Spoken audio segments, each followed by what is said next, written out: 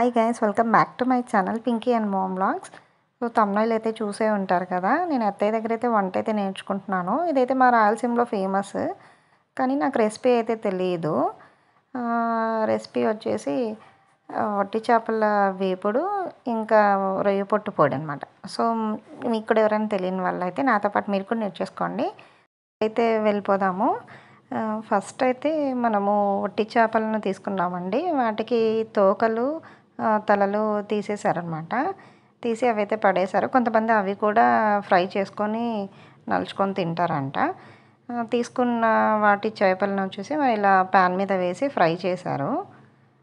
తర్వాత మళ్ళీ చాటలోకి వేసుకొని వాటిని క్లాత్తో ఇలా క్లీన్ చేశారనమాట. దానివల్ల దాని మీద ఏదైనా డస్ట్ కానీ అలా ఇసుక కానీ అలా ఏమైనా ఉంటే ఇవి పోతాయంట. ఇలా 3 times అయితే వాటిని వేయించి బ్రౌన్ కలర్ వచ్చే వరకు అలా వేయించి ఇలా మళ్ళీ రబ్ చేశారు. ఇంకా ఇప్పుడైతే వాటిని మిక్సీలోకి వేసేసుకుంటున్నాను అనమాట. ఉప్పు, కారం, ఇంకా తెల్లవాయలు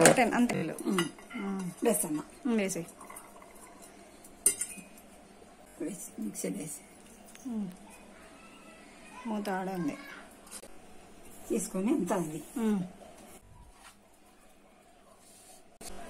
కొంచెం నెయ్యి వేసుకొని దీంట్లోకి 1/2 teaspoon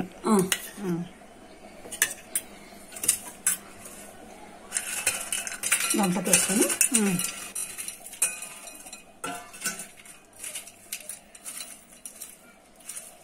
ఇంకంతే అయిపోయింది. అంతేనా? మిక్సీకి వేసేది లేదా? లేదు లేదు, ఇది మిక్సీకి పొడి అయితే మిక్సీ. ఇది పొడి కాదా? ఇది పొడి కాదు, చేపల వేపుడు. చేపల వేపుడు ఊరికి ఇట్లా వేసుకొని తింటారు, తింటారు అన్నంలోకి, నంజు కూడా. సో ఇప్పుడైతే ఇంకా సెకండ్ రెసిపీలోకి అయితే వెళ్ళిపోదాం. ఇదైతే రొయ్యపట్టు పొడి అంట. నేనైతే రొయ్యపట్టు అయితే ఇదే ఫస్ట్ టైం అండి చూడటము. సో మా అత్తయ్య గారు అయితే రెసిపీ అయితే ఇది చిన్న చిన్న రొయ్యలు వస్తాయే, ఆ రొయ్యలను చిన్న చిన్నవన్నీ ఎండబెట్టి పెట్టింటారు వాళ్ళు. దాన్ని పొట్టు రొయ్య పొట్టు. సో ఇంకా రొయ్య పొట్టును అయితే ఇలా బ్రౌన్ కలర్ వచ్చే వరకు అయితే వేయించారు. వీటితో ఇంకా చాలా రెసిపీస్ చేస్తారు. ఎర్రగడ్డలన్నీ బాగా దండిగా కోసి కూరలాగా చేసుకోవచ్చు, పొడిలాగా చేసుకోవచ్చు. ఆయిల్ లేకుండానే వాటిని అన్ని ఫ్రై చేశారండి. ఇంకా ఇప్పుడైతే ఉప్పు, కారం వేస్తున్నారు. ఇంకా ఇందులోకి ఎలాగే మనము వేయించుకున్నాం కదా, ఫ్రై చేసుకున్న రొయ్య పొట్టును కూడా ఇందులో వేసేసారు. కొంచెం కూల్ అయ్యాక వేయాలంట. చల్లారిన తర్వాత ఇందులోకి వేస్తున్నారు. వేసి ఇంకా మిక్సీ పట్టేశారు. అంతే అండి, రెసిపీ అయితే అయిపోయింది.